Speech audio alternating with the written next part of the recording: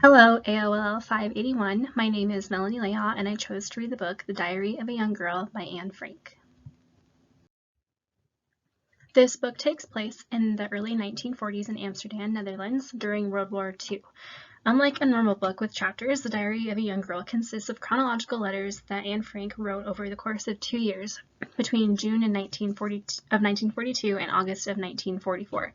The first letter in her diary takes place in her home in Amsterdam, the Netherlands. Anne's diary records 2 months of her life in this home during which her family prepared to flee during the World War. On July 8, 1942, Anne's sister Margot got called up, meaning she was obligated to report to authorities. But rather than reporting to authorities, Anne's family had no choice but to flee their home and go into hiding.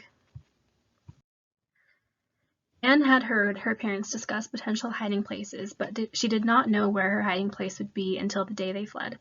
Anne's father owned and worked in a large warehouse that had many extra hidden rooms in the upper floor. Anne called her hiding place the secret annex. Anne, her father, mother, her sister Margot, and her family friends, who consisted of Mr. and Mrs. Van Daan, their son Peter, as well as Mr. Dussel, lived in this space. They spent the next 2 years in the secret annex, where Anne writes hundreds of letters in her diary. Anne shares the struggles she experiences with the war, the confinement, her family, and those she lives with. She also shares her hopes, dreams, desires, joys, sufferings, and her experience of growing up into a young woman. The most important thing that Anne talks about in her diary, in my opinion, is her relationship with those she lives with in the annex.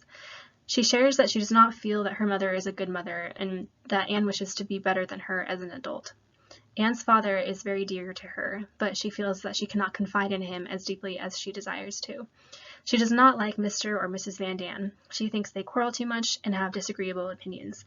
She feels the same way towards Mr. Dussel, who joined the annex about 4 months after the Franks' arrival. She was indifferent about Peter, the Van Daan's son, for the first year, but then befriended him. They eventually fell into liking, if not love, as the second year in the annex progressed. Anne also talks about her feelings of being misunderstood by those around her. She explains that she needs to put on a certain face that is only a part of herself to avoid questions and judgments from the adults. She shares her longing to be free, to be quiet, and to express herself. She shares her opinions and her aspirations to be a writer in the future. In my opinion, her diary ends with the most transparent, real, and authentic letter in her whole diary. Although Anne shares much of herself throughout her diary, her entire heart bleeds onto the last pages in her final letter.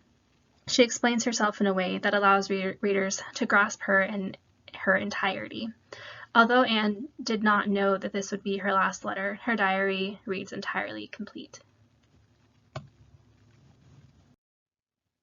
So here are a couple of my favorite quotes by Anne Frank. The first one reads, "I think it is odd that grown-ups quarrel so easily and so often and about such petty matters. Up to now I always thought bickering was just something children did and that they grew out of it." The second one reads, "I've found that there is always some beauty left. In nature, sunshine, freedom, in yourself. These can all help you. Look at these things. Then you find yourself again in God, and then you can regain your balance." Leadership through the leader. The leaders in the diary of a young girl are the adults, more specifically Anne's parents, Mr. and Mrs. Van Daan, and Mr. Dussel. They are the adults in the annex whose words prevail over the children's. However, most of the responsibilities the adults carry out are not discussed in her diary. We know that Mrs. Van Daan and Mrs. Frank do lots of the housework, but I'm unaware of what Mr. Van Daan and Mr. Dussel do. So, Mrs. Van Daan and Mrs. Frank take on leadership roles in maintaining the annex and cooking for those who reside in it. I think that Mr. Frank is the noblest leader of all the characters besides Anne. However, I do think that although they are both leaders, they have different roles and responsibilities to carry out. So naturally, their leadership looks different. For instance, Mr. Frank has the responsibility as a father and a husband to protect his wife and children. He prepares a safe place for them to hide. He makes sure there is stored food and that a food supply will continue to be brought in for as long as they stay in the annex. He has relationships to uphold, particularly with his wife, daughters, the Van Daans, and the suppliers, because he is the natural leader in this situation. He needs to make more impactful decisions compared to Anne. However, this does not mean that Anne is not a leader. One of Anne's very distinctive traits is that of a strong will. When she strongly believes in something, she voices her opinion and tries to enable change. A more detailed example of this will be discussed later in this presentation. Leadership through the follower. In this case, Anne is the follower because she is a child dependent on her parents. She follows their lead when they say that they must flee to their hiding place. Jackson and Perry discuss a few different types of leadership. One is co-leadership, which is when more than one person, usually two, lead together. Anne does not necessarily lead as a follower in this way. However, I will explain how, in a sense, she seeks after this form of leadership, this form of co-leadership, through her desire for companionship with another individual. So after living in the annex, Anne befriends her cohabitant, Peter, which is Mr. and Mrs. Van Dan's son. Anne is 14, Peter is 17. Their friendship deepens, and there becomes a point where they experience a sort of teenage romance. However, Anne sought Peter's friendship to build connection. Anne, like I said earlier, did not have a close relationship with her mother, her sister, or the Van Dans, or Mr. Dussel, and even her father, whom she was closest to, seemed to be limited with the intimacy that she craved. Anne, in an attempt to do what she could with the means given to her, took initiative to build a connection with someone to fulfill the care and understanding that she needed as a young girl going through so much suffering. So Anne and Peter, as a result of their friendship, would co-lead in ways such as gathering potatoes from the warehouse for the family to eat, doing chores, and simply sharing a bond that helped them through the difficulty of the war. This increase in morale and happiness due to their friendship also resulted in an overall more positive attitude and energy for the others living in the annex. So for these reasons, I think that Anne did, in a way, practice co-leadership. It is without a doubt that those living in the secret annex also practice shared leadership. According to Jackson and Perry, shared leadership allows all members to rotate leadership roles depending on the group situation. Each person in the annex had designated responsibilities, and each responsibility was there due to their unique situation. Responsibilities varied from cleaning out the waste tray, locking doors, gathering food from the warehouse, cleaning and cooking. Each individual's task was not spoken of specifically on a daily basis, but Anne did talk about times when the group worked together in certain circumstances. So for example, on different occasions, pounds of strawberries and pounds of peas were brought in by their secret supplier, and with this influx of food, everyone had to work together to preserve the ingredients for later use. Leadership through process. Throughout Anne's book, she continuously encounters leadership through process and even strives for it. Jackson and Perry state in their book that those who work with this lens envisage leadership as an interactive and relational process that is always in the process of becoming. Anne never says the word leader or leadership, but she does talk about her aspirations, who she is, and who she desires and strives to be. Anne was growing in maturity and was beginning to discover herself as her own person. She was in the process of becoming, as Jackson and Perry stated. I mentioned earlier that Anne spoke of her aspirations. One of Anne's major aspirations was to become a great journalist. She wanted to write and to become a famous writer. Writing was her passion, and she was good at it. There was a time when Anne asked Mr. Dussel if she could study at the table that they should have been sharing all along, twice a week while he took a nap, and he said no. She was quite literally livid, but she very graciously did all she could to get her share of the space. The point in sharing this story is to show that Anne had enough integrity to 1, stand up for herself and to fight for what she believed was just, and 2, she knew how important it was to set time aside to read, write, and study. She fought for what she believed was right and strove for excellence. I think that, considering Anne's circumstances, this is leadership through process at its finest. More specifically, I think this is a wonderful example of how Anne practices self-leadership.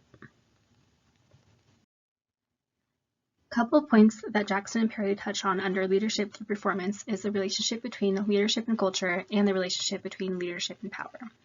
It's important to remember that Anne's diary took place in the early 1940s. We must draw back into that era, and also remember that she was a young Jewish girl living in Europe. This culture emanates in her writing and experiences. For example, Mr. Dussel suggested a book to Anne and her sister Margot. The book got brought up in conversation with Mr. Dussel, and after Anne shared her opinions about it, which were kind of negative, he said, "How can you understand the psychology of a man? Of a child, it is not so difficult. You are much too young for a book like that. Why even a man of 20 would not be able to grasp it?" And she thought to herself, why did he so especially recommend this book to Margot and me? The leadership given to Anne by the adults in the annex were very culturally driven, very opinionated, quite traditional, and sometimes contradicting. Anne's diary also brings about examples of leadership through power. This is somewhat articulated from the adults to the children, but I want to focus on the outside world, separate from the secret annex. In fact, I want to focus on why those in the secret annex are hiding in the first place. So Hitler. Hitler is a great example of leadership through power in the context of Anne's story. He had gained so much power, so much influence that, as stated by Jackson Perry, he had a power in which A has power over B to the extent that he or she can get B to do something that B would not otherwise do. This is called the power of causality, and it is when a person can influence another in a mechanistic and negative way. Hitler had this power over the Germans, which caused Jews, like Anne and her family, to hide, suffer, and face persecution. Leadership through place. Anne's family lived in Germany until they fled for the Netherlands due to the rise of Hitler. Anne's parents, particularly her father, practiced cross-cultural leadership. He did so especially when he opened his warehouse in Amsterdam before Jews were prohibited to own their own businesses. He led employees and built solid friendships through business management and leadership. One reason this is evident is because the Van Dans, who had previously worked at the warehouse, agreed to live with the Franks. According to Jackson and Perry, this is considered cross-cultural leadership, which requires cultural intelligence. The authors state that cultural intelligence has 3 components which are linked in a virtuous cycle. Some of the components that a manager must practice is knowledge of the culture as well as mindfulness. In addition, they must then develop behavioral skills to properly respond to situations that may arise in this culturally new environment. In terms of leadership, I think the Franks, particularly Mr. Frank, did this very well. Leadership through purpose. Aesthetics is an important part of leadership through purpose, according to Jackson and Perry. The author quotes the philosopher Roman and Garden. He says, "Human creativity has an important role to play in disaster situations. How we respond to the events can be guided by astute and aesthetically attuned leaders." One of my favorite Anne Frank quotes that I mentioned earlier in my presentation, I think perfectly portrays Anne's natural drawing to beauty. She says, "I found that there is always some beauty left. In nature, sunshine, freedom, in yourself, these can all help you." This quote bleeds more than just mere appreciation for beauty, though. She uses beauty as a means for hope, perseverance, courage, and faith. I think that if Anne had the freedom to lead, if she was in a position to have a great impact and influence on others, she would most definitely use aesthetics in her leadership. She certainly used it to get herself through these hardships. The same can be said with Anne's spirituality. According to Fernando, 2011, quoted in Jackson and Perry, workplace spirituality is frequently asserted to provide greater meaning at work, superior ethical practices, and greater effective profitability. To finish Anne's quote that I started in the previous slide, it reads, Look at these things, then you find yourself again, and God, and then you regain your balance." And obviously she's talking about beauty. Anne clearly isn't trying to make a profit, but nevertheless, Anne spoke of God in her diary, a few times in fact. It is clear that she is spiritual and that God was an important part of her life. When she spoke of Peter, the boy she was beginning to fall in love with, she mentioned some things that she didn't like about him. One of those things was that he didn't care about religion or God.